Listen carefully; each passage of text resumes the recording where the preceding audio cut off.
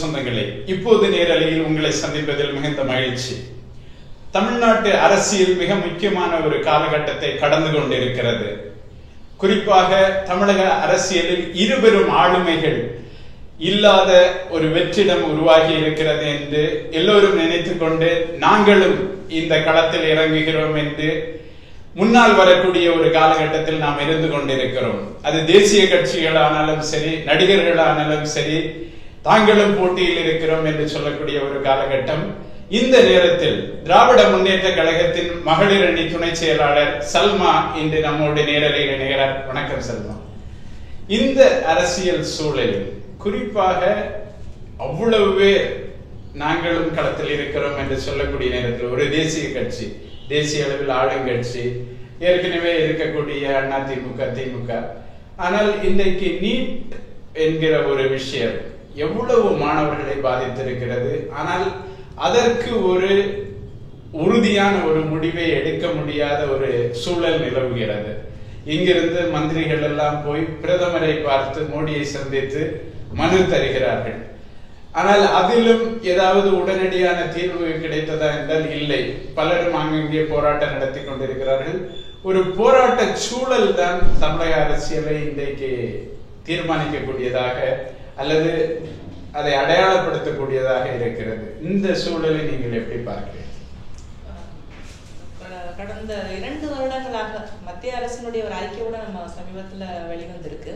2015க்கு பிறகு தமிழ்நாடு அதிக அளவிற்கு போராட்ட களத்தை முன்மாதிரியா திகழ்ந்துட்டு இருக்கு போராட்டங்கள்ல அப்படின்னு சொல்லிட்டு. எப்போ ஒரு போராட்டம் துவங்கணும் அப்படிங்கிற தேவை வருது அப்படின்னா, ஒரு பக்கம் விழிப்புணர்வு, தன்னுடைய உரிமைகள் பறிக்கப்படுது அப்படிங்கிற ஒரு விழிப்புணர்வு ஒரு பக்கம் மக்களிடம் உருவாக்கும் பொழுதும், இன்னொரு புறம் தங்கள்கிட்ட ஒரு பாதிக்கக்கூடிய பல்வேறு விஷயங்களை அரசாங்கம் எந்த விதமான நடவடிக்கையும் எடுக்காமல் வாழ்வு ஆதாரத்தையே பாதிக்கக்கூடிய ஒரு நிலையில் இருக்கும் பொழுது இந்த அரசின் மீதான ஒரு கோபம், இதெல்லாம் தான் முதல் கட்டமாக போராட்டத்துக்கான காரணங்களாக அமையுது. இன்னைக்கு நடந்துகிட்டு இருக்கக்கூடிய அத்தனை போராட்டங்களுக்கும் காரணமா அதுதான் சொல்லலாம். மக்கள் மிகப்பெரிய அளவிற்கு பாதிக்கப்படுகிறார்கள். அவர்களுடைய வாழ்வாதாரமே பறிக்கப்படக்கூடிய ஒரு சூழ்நிலையை இன்றைக்கு இந்த அரசாங்கம் உருவாக்கி வச்சிருக்கு. அதுதான் மிக அடிப்படையான உண்மை. அதை நம்ம முதல்ல புரிஞ்சுக்கணும். ஏன்னா இத்தனை வருஷமா இருந்த ஒரு நிலையை மாற்றுறதுக்கான ஒரு வளர்ச்சி சார்ந்த எவ்வளவோ விஷயங்கள் தமிழ்நாட்டில் இருந்துகிட்டு இருக்கு. அதை எல்லாவற்றையுமே இன்னைக்கு பறிக்கக்கூடிய, அது இன்னும் அதல பாதாளத்துக்கு தமிழ்நாட்டை தள்ளக்கூடிய, மக்களுடைய வாழ்க்கையில் பாதிப்புகளை உருவாக்கக்கூடிய ஒரு சூழ்நிலை இன்னைக்கு உருவாகி இருக்கும் பொழுது மக்கள் அதுக்கு எதிராக போராட்டத்தை கையில் எடுக்கிறார்கள். அது குறிப்பாக இன்னைக்கு நம்முடைய வாழ்வாதாரம்னு பார்க்கறது ஒரு பக்கம், விவசாயிகளுடைய நிலம் சார்ந்து அல்லது மீத்தேன் திட்டம் அல்லது கதிராமங்கலத்தில் இருக்கக்கூடிய பிரச்சனை, இப்படி அது தனியாக நடந்து கொண்டிருந்தாலும் கூட இந்த நீட் எக்ஸாம் அப்படிங்கிற ஒரு விஷயம் இருக்கு இல்லையா, அதை நம்ம அவ்வளவு எளிதாக விட்டுற முடியாது. ஏன்னா இன்னைக்கு மற்ற எந்த மாநிலத்தையும் விட மிக பிரமாதமாக, மிக பிரபலமாக இருக்கக்கூடிய ஒரு மாநிலம் மருத்துவத்துறையில தமிழ்நாடு.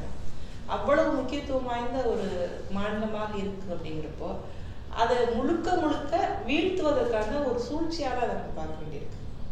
இது ஒரு சூழ்ச்சி தான்.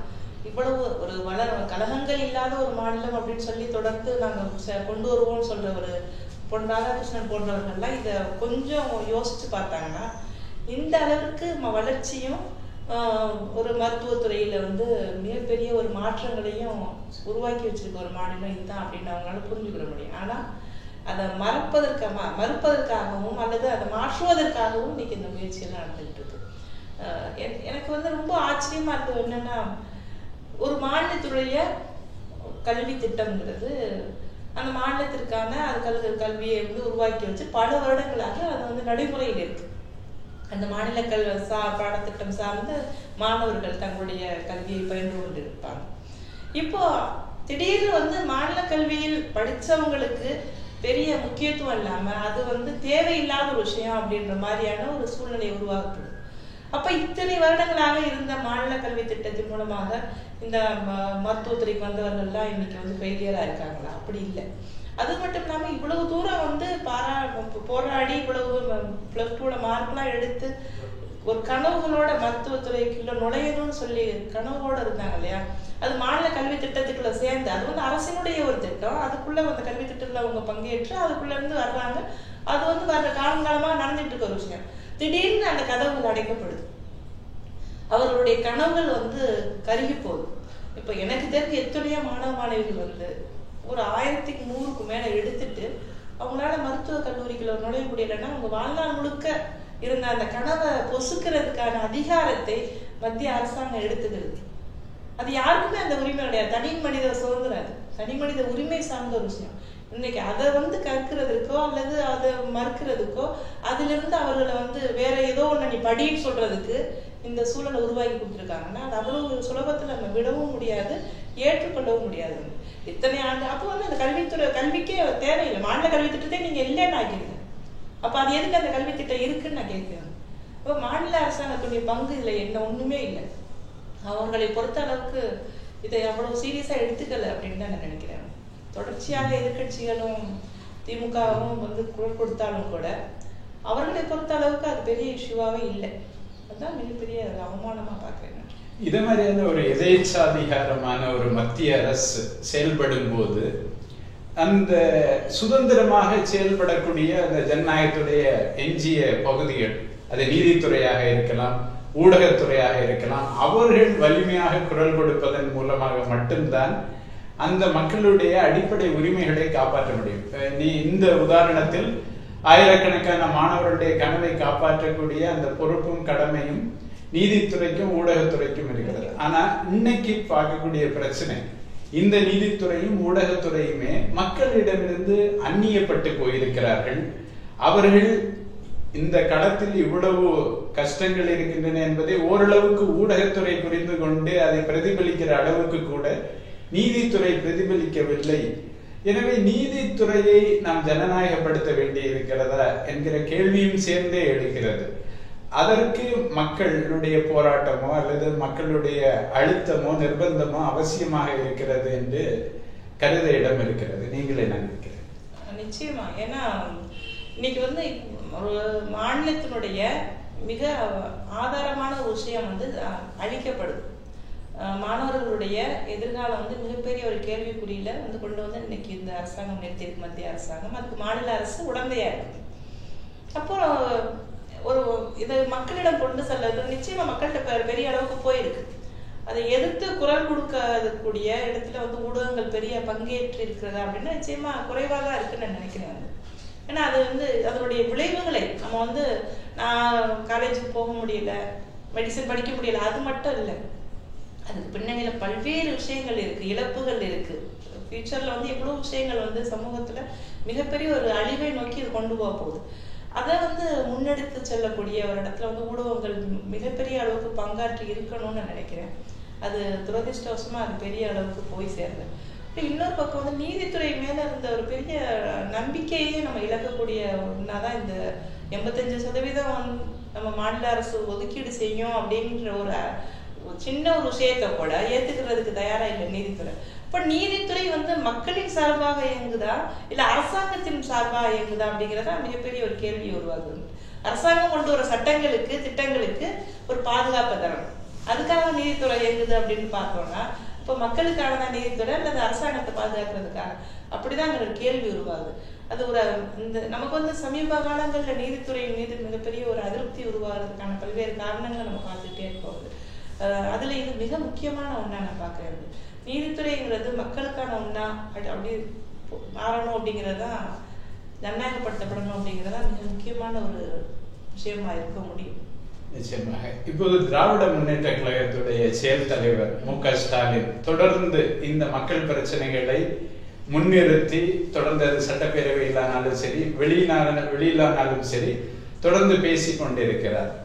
ஆனால் தமிழ்நாட்டில் 89 இடங்களை வைத்திருக்கிற, அதாவது சட்டமன்ற உறுப்பினர்களை வைத்திருக்கிற அவருக்கு பிரதமர் சந்திப்புக்கு நேரம் தர மறுக்கிறார் என்கிற ஒரு நிலைமை இன்றைக்கு இருக்கிறது.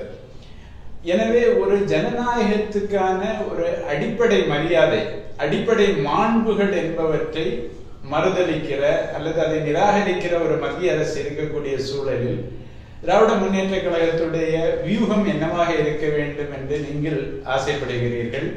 இப்போது வீரியமாக பேசுகிறார்கள் என்பது எல்லா மக்கள் போராட்டத்திலும் அவர்களோடு உடன் நிற்கிறார்கள். அது கதிராமங்கலமாக இருக்கட்டும், அங்கு உள்ள மக்களிடம் பரப்புரை செய்ததற்காக குண்டர் சட்டத்தில் கைது செய்யப்பட்ட வளர்மதி பிரச்சனைகளாகட்டும், எல்லாவற்றிலுமே அவர்கள் மக்களோடு நிற்கிறார்கள். மு.க. ஸ்டாலின் குறிப்பாக மக்களோடு நிற்கிறார் என்பதில் எந்த சந்தேகமும் இல்லை. ஆனால் இதில் ஒரு வெற்றி பெறக்கூடிய ஒரு வியூகம் என்னவாக இருக்கும் என்று நீங்கள் கருதுகிறீர்கள்? திராவிட முன்னேற்ற கழகத்தினுடைய செயல் தலைவராக தளபதி மு.க. ஸ்டாலின் அவர்கள் பொறுப்பேற்றதற்கு பிறகு நடக்கக்கூடிய பல்வேறு விதமான போராட்டங்களை நம்ம எடுத்துட்டு பார்த்தோம்னா, அவர் விடக்கூடிய அறிக்கைகள், அவர் எழுப்பக்கூடிய பிரச்சனைகள் அத்தனையுமே மக்களுடைய நலன் சார்ந்து மாநில உரிமைகளை மீட்கக்கூடிய விஷயங்களாகத்தான் இருக்கு. நம்ம அதை அடிப்படையில நம்ம முதல்ல அதை புரிஞ்சுக்க வேண்டியிருக்கு. ஏன்னா ஒரு எதிர்கட்சியினுடைய கடமை என்ன அப்படிங்கிறத மிக சரியாகவும் மிக தெளிவாகவும் அவர் தொடர்ந்து தன்னுடைய செயல்களின் மூலமாக நிரூபிச்சிட்டு இருக்காரு. இன்றைக்கு நடந்து கொண்டிருக்கக்கூடிய பல்வேறு விதமான போராட்டங்களுக்கு அந்த போராட்டங்களை ஆரம்பிச்சு வச்சதே அவருடைய அறிக்கைகளும் அவர் திராவிட முன்னேற்ற கழகத்தினுடைய போராட்டங்களுமா தான் இருக்கு. அதுக்கு பின்னால்தான் மக்களுடைய லட்சியம் கூட சேரும். அப்படிதான் நம்ம ஜல்லிக்கட்டு விஷயத்திலிருந்து நம்ம பார்க்க முடியும். இன்னைக்கும் பல்வேறு போராட்டங்களுக்கு பின்னணியில திராவிட முன்னேற்ற கழகத்தினுடைய பங்களிப்பும் செயல் தலைவருடைய பங்களிப்பு இருக்கு. ஆனா இன்னைக்கு அவர் பிஜேபியுடைய மிக முக்கியமான ஒரு எதிரிய டார்கெட் அப்படின்னு பார்த்தோம்னா திமுகவும் தளபதி ஸ்டாலின் அவர்கள் தான். இன்னைக்கு இருக்கக்கூடிய மாநில கட்சியில மிக அதாவது பலம் பொருந்திய ஒரு கட்சியாகவும் மிக பலம் வாய்ந்த ஒரு மக்களிடமும் ஒரு பெரும் மதிப்பையும் பிரபலத்தமான ஒரு தலைவராகவும் அவர் தான் இருக்கார். அதை யாராலுமே மறுக்க முடியாது. அதனாலதான் அவருடைய போராட்டங்கள், அவர் விடக்கூடிய அறிக்கைகள், கடுமையான அறிக்கைகள், பிஜேபி எடுக்கக்கூடிய ஒவ்வொரு நடவடிக்கைக்கும், மக்கள் விரோத செயல்களுக்கும், மக்களுடைய நலனுக்கு எதிராக அவர்கள் செய்யக்கூடிய ஒவ்வொரு விஷயத்துக்குமே அவர் கடுமையான அறிக்கைகள் விடும் பொழுதெல்லாம் அவர்கள் கழகங்கள் இல்லாத தமிழ்நாட்டை உருவாக்குவோம் என்று திரும்ப திரும்ப அவங்க சொல்ல முயற்சிக்கிறது. காரணம் என்னன்னா, இந்த திராவிட முன்னேற்ற கழகத்தினுடைய பலம், அதற்கு ஒரு வலுவான தலைவர் மற்ற எந்த கட்சியிலையும் இப்படி ஒரு தலைவர் இல்லை இங்க தமிழ்நாட்டை பொறுத்த அளவிற்கு. அதுதான் அவங்களுக்கு மிகப்பெரிய ஒரு அச்சுறுத்தலை கொடுக்கக்கூடிய ஒன்றா இருக்கிறது. அதனாலதான் இவர் தேசிய அளவுல எல்லா தலைவர்களையும் ஒருங்கிணைத்து அது மிகப்பெரிய ஒரு வெற்றி. நீங்க யோசிச்சு பாத்தீங்கன்னா, முன்னாடி தலைவர் கலைஞர் அவர்கள் இதே போன்ற ஒரு மத்தியில் இருக்கக்கூடிய ஆட்சியாளர்கள் ஏதேனும் ஒரு வகையில அவர்களை அச்சுறுத்த வேண்டும் அப்படின்னா நிச்சயமா இது போன்ற ஒரு பெரிய கூட்டணியை உருவாக்குவார். அது ஒரு சவுத் இந்தியாவில, ஒரு தென்னிந்தியாவில் இருக்கக்கூடிய ஒரு தமிழ்நாட்டுல தான் அது போன்ற ஒரு மிகப்பெரிய ஒரு தலைவர்களை கூப்பிட்டு மீட்டிங்லாம் வச்சிருக்காரு. அது பெரிய அளவுக்கு பேசப்பட்ட ஒன்றா இருக்கு. இப்ப அவர் செயல்படாத நிலையில இவர் தன்னுடைய முயற்சியின் வழியா ஒரு மாபெரும் ஒரு கூட்டணியை இங்க உருவாக்கி காட்டுறாரு. இதெல்லாமே பிஜேபிக்கு மிகப்பெரிய ஒரு அச்சுறுத்தல் தான். அவர்கள் இங்கே கால் ஊண்டணும்னு நினைக்கிறாங்கன்னா அதனை தடுக்கக்கூடிய ஒரு ஊன்ற முடியாமல் பாதுகாக்கக்கூடிய ஒரு நிலையில திமுகவும் செயல் தலைவர் தளபதி அவர்களும் இருக்காரு. அதுதான் அவருடைய பிரச்சனை. அந்த போராட்டங்கள் வெற்றி பெற்று விடக்கூடாது. நீட் தேர்வுக்கு எதிராக அவர் தொடர்ச்சியாக போராட்டங்கள் அறிவிச்சுட்டு இருக்காரு. அதேபோல கீழடியில மாநில உரிமை பாதிக்கப்படும் பொழுது அவர் கலைஞர் எப்படி அறிக்கை விடுவாரு, அதே போல அதுக்கு எதிராக குரல் கொடுத்து அந்த விஷயத்தை திரும்ப அந்த ஆராய்ச்சி தொடங்குவதற்கான ஒரு முயற்சி அவர் மூலமா தான் நடந்தது. இப்ப இது எல்லாத்துக்குமே பின்னணியில பிஜேபி நடக்கக்கூடிய ஒரு விஷயம் என்னன்னா, ஏன் அவரை சந்திக்க மறுக்குது, அதுக்கான காரணங்கள்லாம் இதான் அவர் ஒரு மாபெரும் மக்கள் செல்வாக்குள்ள தலைவராக இருக்கும் பொழுது, அது தமிழ்நாட்டுல அப்படி வேற யாரும் இல்லாத நிலையில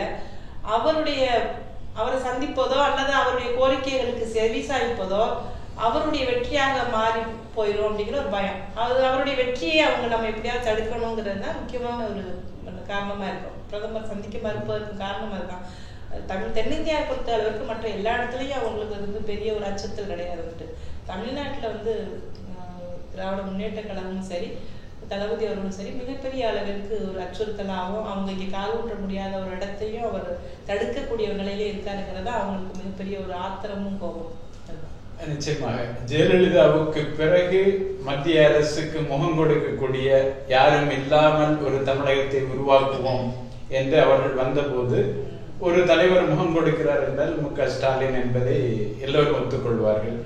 அதுவும் குறிப்பாக அமைப்பு பலம் என்பது நீங்கள் குறிப்பிட்டது போல அமைப்பு பலம் என்பது இருக்கிறது என்பது அவர்களுக்கு இன்னும் ஒரு சவாலாக இருக்கிறது. இப்போது இந்த ஜெயலலிதாவுக்கு பிறகான அரசியல் என்பதில் ஒரு பக்கம் மு க ஸ்டாலின் உயர்ந்து நிற்கிறார், ஒரு தொடர்ந்து பாரதிய ஜனதா கட்சிக்கு முகம் கொடுக்கக்கூடியவராக இருக்கிறார் என்பதை பார்க்க முடிகிறது. இன்னொரு வெற்றிடத்தை யார் நிரப்புவது? அதாவது அதிமுகவுடைய தொண்டர்கள் அந்த கட்சியோடு இல்லை என்று பல்வேறு விதமான கருத்து கணிப்புகள் சொல்லக்கூடிய சூழ்நிலையில் அந்த இடத்தை ரஜினிகாந்த் போன்றவர்கள் நிரப்புவார்களா என்று பேசிக் கொண்டிருந்த நிலையில் இப்போது கமல்ஹாசன் நான் பொது வாழ்வில் தான் இருக்கிறேன், இந்தி எதிர்ப்பு போராட்டம் தொடங்கி நான் பொது வாழ்வில் தான் இருக்கிறேன் என்று ஒரு ஸ்டேட்மெண்ட் கொடுத்திருக்கார்.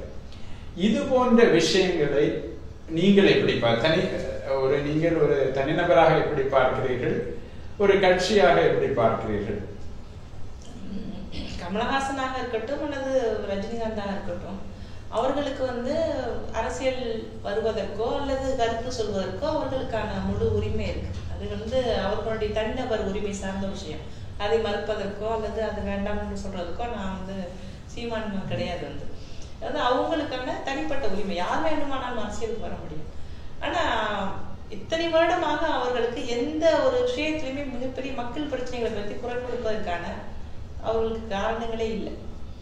அவங்க தங்களுடைய தேவைகளுக்கு ஏற்ற மாதிரி தான் சில விஷயங்களை குரல் கொடுத்துருக்காங்களே ஒழிய, அதுவும் ஜெயலலிதா அவர்கள் இருக்கும் பொழுது வாயே திறந்ததில்லை. ஏன்னா பயம். எல்லாரும் இப்ப கேட்கறாங்க, ஏன் ஜெயலலிதா இருக்கிறப்ப பேசல, ஏன் அப்ப பேசல அப்படின்னு கேட்கறாங்க. பேச முடியாது. அவங்க உடனடியா அதை முடக்குவதற்காகவோ அவங்களுக்கு இடைஞ்சல் தருவதற்கான காரணங்களை உடனே அவங்க கண்டுபிடிச்சு கொண்டு வருவாங்க. அந்த பயம் தான் அவங்க இத்தனை வருஷம் பேச விடாம வச்சிருந்தது. ஆனால் பொதுமக்கள் பிரச்சனைன்னு சொல்லிடுறப்போ தன்னை ஒரு தலைவர் போல அவங்க நினைச்சிட்டு இருந்தாங்கன்னா நிச்சயமாக குரல் கொடுத்து தான் ஆகணும். குரல் கொடுத்த வரைக்கும் அவங்க அது மாதிரி எந்த ஒரு பிரச்சனையிலையும் அவங்க இன்வால்வ் ஆனதாக தெரியல, பெரிய அளவுக்கு. அப்புறம் ஒரு அரசியலுக்குள்ள வர்றதுங்கிறது, ஒரு அரசியல் தலைவராக மாறுவதுங்கிறது முன்னாடி மாதிரி சினிமா கவர்ச்சி மட்டுமே உதவும் அப்படிங்கிற நம்பிக்கை எனக்கு கிடையாது. இன்றைய மக்கள் மிகப்பெரிய அளவிற்கு அரசியல் மயப்படுத்தப்பட்டு விட்டார்கள். இளைஞர்கள் தங்களுக்கான ஒரு என்ன ஒரு தேவை இருக்கு அப்படிங்கிறதே அவங்க சரியா புரிஞ்சுட்டு இருக்காங்க. ஒரு கட்டமைப்பு, கட்சியுடைய கட்டமைப்பு அப்படிங்கிறது மிக முக்கியம்.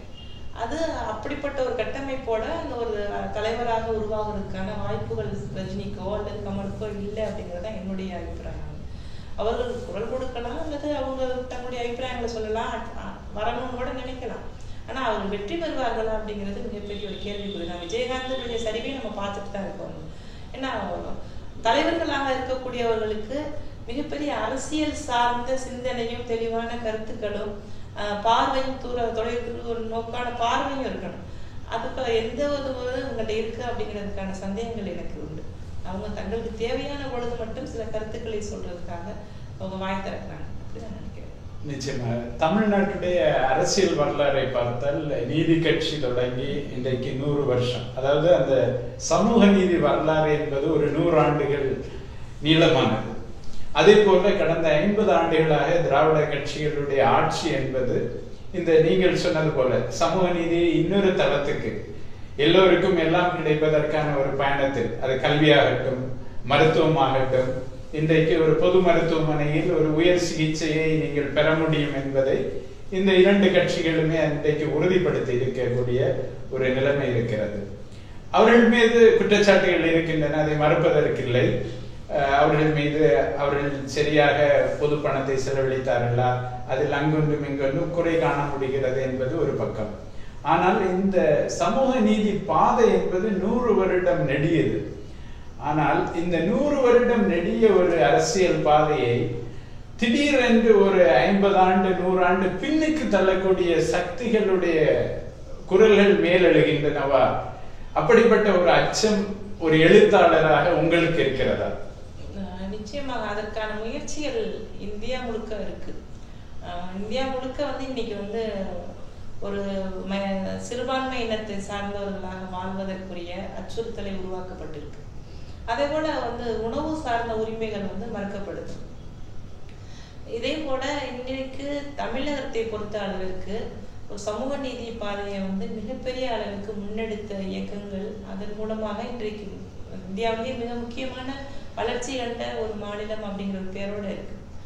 இவர்களுடைய முயற்சிகள் நமக்கு தெரியும். RSSோட இணைந்து மத்திய அரசு, பிஜேபி இவர்களுடைய முயற்சிகள்ன்றது இங்கு இருக்கக்கூடிய அந்த சமூக நீதி கொள்கையை இன்னும் முன்னெடுத்து செல்ல விடாமல் அதை பின்னுக்கு தள்ள வேண்டும் அப்படிங்கிற ஒரு முக்கியமான ஒரு காரணம் நோக்கம் இருக்கு. ஏன்னா அப்படி அதற்கான தேவை. அப்பதான் அவங்களுடைய கால் இங்க ஊன்ற முடியும். அவங்களால இங்க உள்ள நுழையணும் அப்படின்னு சொன்னா இங்கு சில விஷயங்களை அவங்க அடிப்படை விஷயங்களை தகர்க்கணும் அப்படிங்கிற ஒரு நோக்கம் இருக்கு.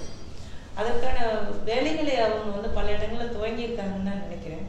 ஆனா மற்ற மாநிலங்களுக்கும் தமிழ்நாட்டுக்கும் நம்ம அவ்வளவு சுலபமா அந்த விஷயத்தை நம்ம விட்டு கொடுத்துட முடியாதுன்னு நினைக்கிறேன். சில வாரங்களுக்கு முன்னாடி பழனியில நடந்த ஒரு விஷயத்தை நம்ம பார்த்தோம். கௌரவ் அப்படின்னு சொல்லிட்டு போனாங்க.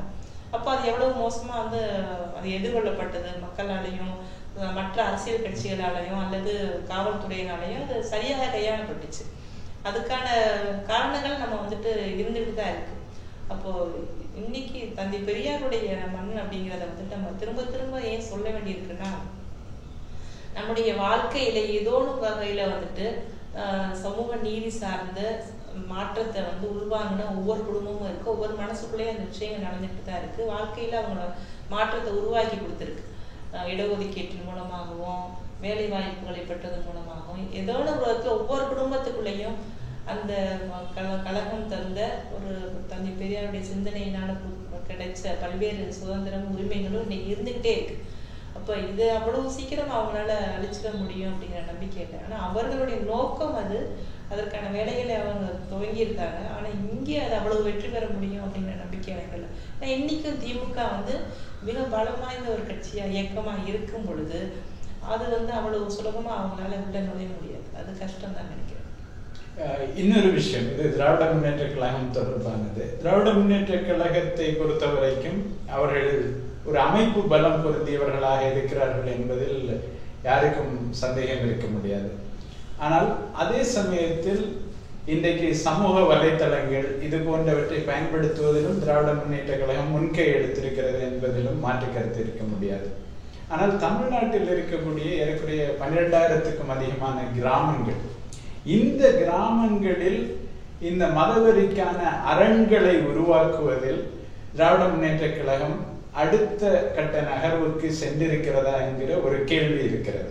இந்த கேள்வி ஏற்கனவே திராவிட முன்னேற்ற கழகத்துடைய பிரச்சனை வந்தபோது இதை கேள்வி கேட்டேன். அதற்கு அவர் சொன்னார், அதற்கான அவசியம் இருக்காது, ஏனென்றால் ஊடகங்கள் வழியாக நாங்கள் கடைசி கிராமத்தையும் சென்றடைவோம் என்கிற ஒரு நம்பிக்கையை தெரிவித்தார்.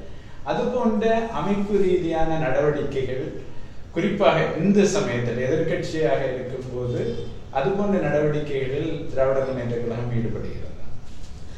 அதாவது நீங்க நம்ம அது அந்த ஸ்ட்ரக்சரே எப்படி இருக்கு அப்படின்னு பார்த்தோம்னா மற்ற இயக்கங்களை போலவல்ல. இது முழுக்க முழுக்க கொள்கை சார்ந்து உருவாக்கப்பட்ட ஒரு இயக்கம்.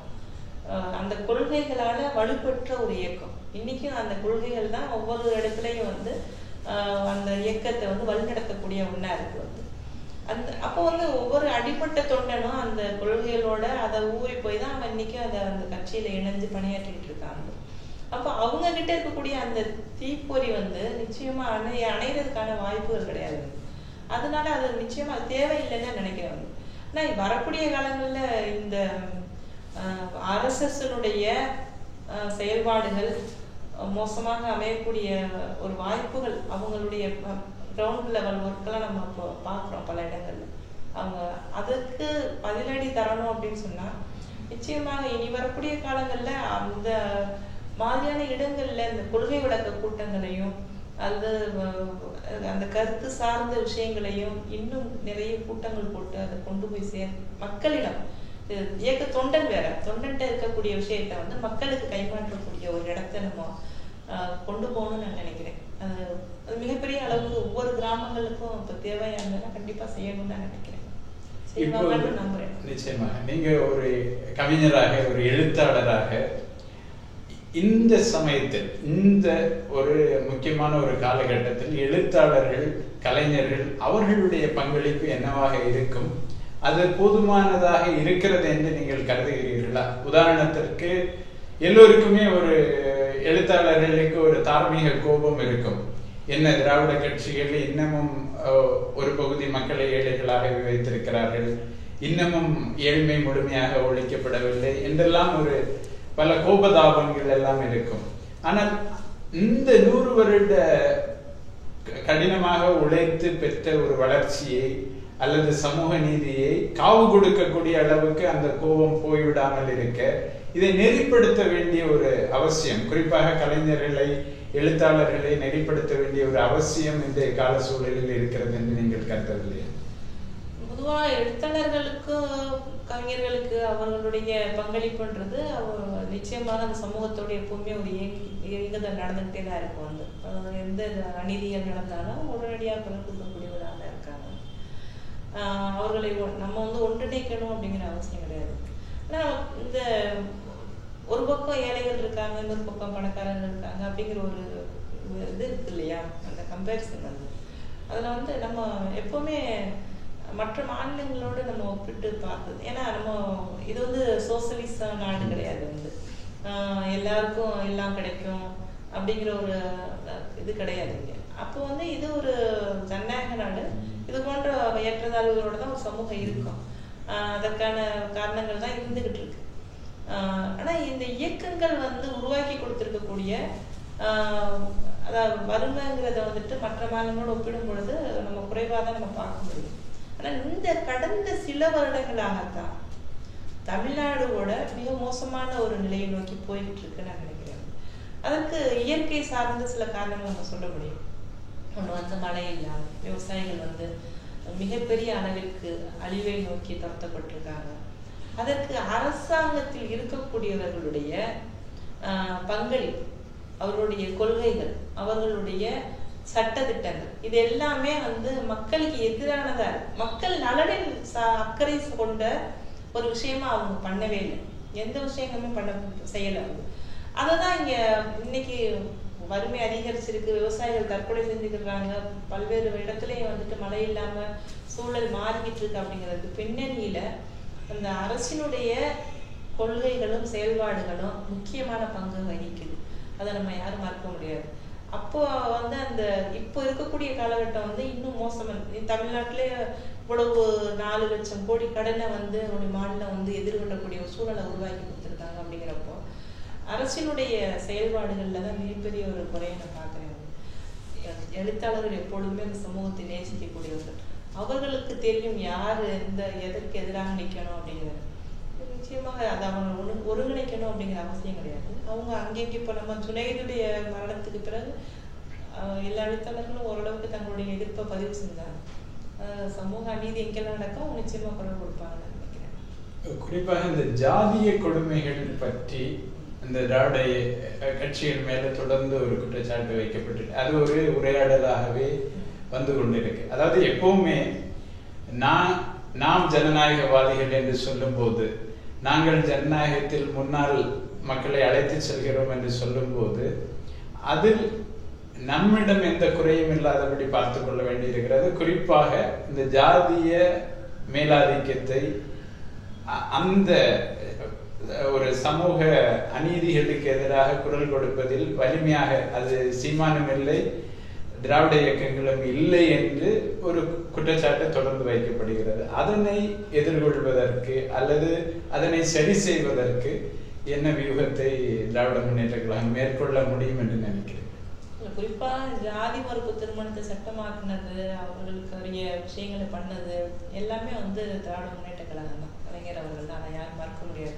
அதன் வழியாக எவ்வளவு பெரிய மாற்றங்கள் உருவாகுச்சு, சமூக நீதி கிடைச்சது அப்படிங்கிறத நம்ம பயன்பெற்றவர்கள் இந்த சமூகத்துல பல பேர் இருக்காங்க. அதை நம்ம மறக்க முடியாது. இன்னைக்கு வந்து பல அரசியல் தலைவர்கள், அரசியல் கட்சிகள் இயங்குறது வந்து ஜாதிய அடிப்படையில அவர்களுடைய செயல்பாடுகள், குறிப்பாக வன்னியர் பாமகலாம் எவ்வளவு மோசமாக ஜாதிய விஷயங்களை கையில் எடுத்து ஒரு சமூகத்தை சீர்குலைக்கிறதுக்கான ஒரு விஷயத்தை எடுத்தாங்க. நம்ம பார்த்துட்டு தான் இருக்கு. ஒரு இது போன்ற விஷயங்கள் நடக்கும் பொழுது இன்னைக்கு ஆணவ கொலைகள் ஒரு பக்கம் அதிகரிச்சுட்டு இருக்கு. நம்ம வந்து இந்த இடைநிலை சாதிங்கிறது வந்து இன்னைக்கு மிகப்பெரிய அளவுக்கு பலம் பொருந்திய ஒன்றா மாற்றிக்கிட்டு இருக்கு. இது எல்லாமே மிக அபாயகரமான விஷயமா தான் நான் பார்க்குறது. நம்ம பிராமணிசம் பற்றி மட்டுமே பேசிட்டு இருக்கோம்.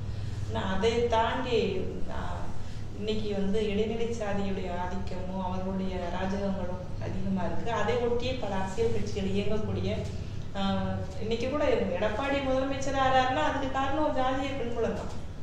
அதற்கான தேவைகளை உருவாக்கி வச்சுட்டு இருக்காங்க. திராவிட முன்னேற்ற கழகம் வந்து தன்னளவுல அந்த போன்ற ஒரு ஜாதிய கட்டமைப்பு சார்ந்த ஒரு இயக்கம் கிடையாது. அவர்களை பொறுத்த அளவுக்கு இது மிகப்பெரிய ஒரு எதிர்ப்பை தெரிவிக்கக்கூடிய இடத்துலதான் எப்பவுமே இயங்கிக்கிட்டு இருக்காங்க. வரக்கூடிய காலத்துல இது மாறும்னு நான் நினைக்கிறேன். ஏன்னா ஆட்சி மாறும் பொழுது இந்த ஆணவ கொலைகளுக்கு எதிரான சட்டம் இயற்றக்கூடிய ஒரு நிலையை நான் உருவாகும் நான் நினைக்கிறேன். நிச்சயமா செயல் தலைவர் அவர்கள் அதெல்லாம் பண்ணுவாரு. ஜாதிங்கிறது ஒழியணும். அதுக்காக நம்ம வந்து அவ்வளவு சுலபத்துல நம்ம அதுக்கு ஒரு முடிவை கொண்டு வர முடியாது. அது எல்லாரும் ஜனநாயகத்தின் மீது நம்பிக்கை இல்லை, மனித நேயத்தின் மீது நம்பிக்கை இல்லை. ஒவ்வொரு தனிநபர்களும் இணைந்து போராடக்கூடிய ஒரு விஷயமா ஜாதி தான் நான் சொல்லுவேன் நான் இன்னைக்கு இருக்கக்கூடிய காலகட்டத்துல. நிச்சயமாக நீங்க இவ்வளவு விரிவாக திராவிட முன்னேற்ற கழகத்தின் மகளிர் அணி துணை செயலாளராக நீங்களும் பல வழிகளில் திராவிட முன்னேற்ற கழகத்துடைய முடிவுகளில் பங்கேற்க முடியும். இப்போது வந்திருக்கக்கூடிய சமூக நீதிக்கும் வளர்ச்சிக்கும் தமிழ்நாட்டில் வந்திருக்கக்கூடிய ஆபத்தை எதிர்கொள்வதற்கும் அதை சரி செய்வதற்கும் நீங்கள் பெரும் பங்களிப்பு செய்வீர்கள் என்று நம்புகிறார். வந்ததற்கு நன்றி. எங்களுடைய இயக்கம் இருக்கும் வரைக்கும் பிஜேபிக்கு இங்கே வேலையே இல்லை. செயல் தலைவர்களுடைய தலைமையில நிச்சயமாக ஒரு பெரிய மக்களுக்கான ஆட்சி ஒன்று நடக்கும் நான் நம்புகிறேன்.